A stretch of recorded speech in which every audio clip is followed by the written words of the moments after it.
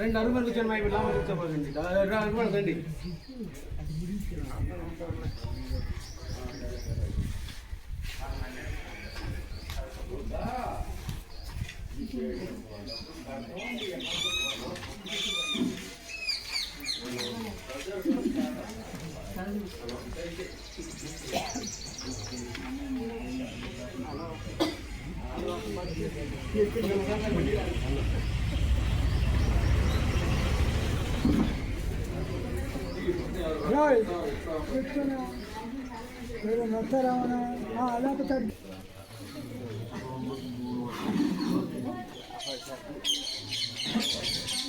అందరికీ నమస్కారం అండి.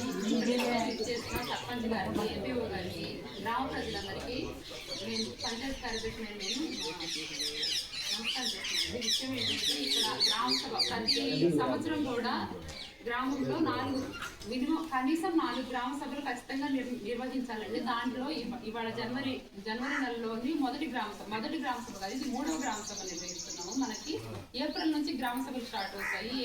ఏప్రిల్ మొదటి పంచాయతీ తరపు నుంచి మేము చెప్పుకోదగ్గ విషయాలు 2 ఉన్నాయి. విషయం ఏంటంటే ఇది స్వచ్ఛ సంక్రాంతి అని చెప్తాం. ఎందుకంటే వీధుల్లో ఎక్కడ ఆమంగా నిర్ధారించడం కోసం వీధుల్లో ఎక్కడ కూడా చెత్త వేయకుండా ప్లాస్టిక్ ని పూర్తిగా నిషేధించాలి. ఊర్లో ఎక్కడన్నా బయట నుంచి వెళ్ళినప్పుడు కూరగాయల కోసం అని చెప్పేసి ఇంకా ఇతర వస్తువుల కోసం అని చెప్పేసి ప్లాస్టిక్ సంచులు తెచ్చుకుంటాం కదండి. ఈ ప్లాస్టిక్ సంచులు తెచ్చుకోకుండా ప్లాస్టిక్ సంచులు నివారించి గుడ్డ సంచులు కూడా ప్రోత్సహించండి. ప్లాస్టిక్ కవర్లు తీసుకురాకుండా ఎక్కడన్నా బయటికి అంటే మీరు కూరగాయలు తెచ్చుకోవడానికి వెళ్ళినప్పుడు అలాగే స్థిరంగా ఉంటుంది.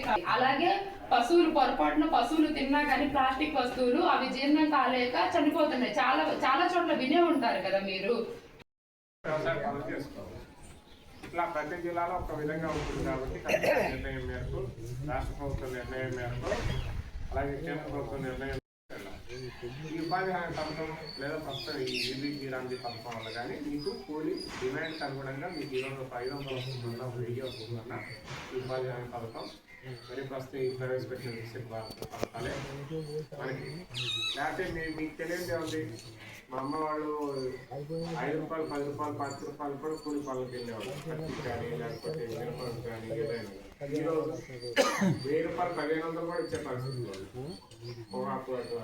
ఒక్కొక్క ఏరియాలో ఒక్కొక్కటి అది ఉంది. రెండో ఫోటోకి కనికానికి రాకపోతే కని చేయకపోతే సగం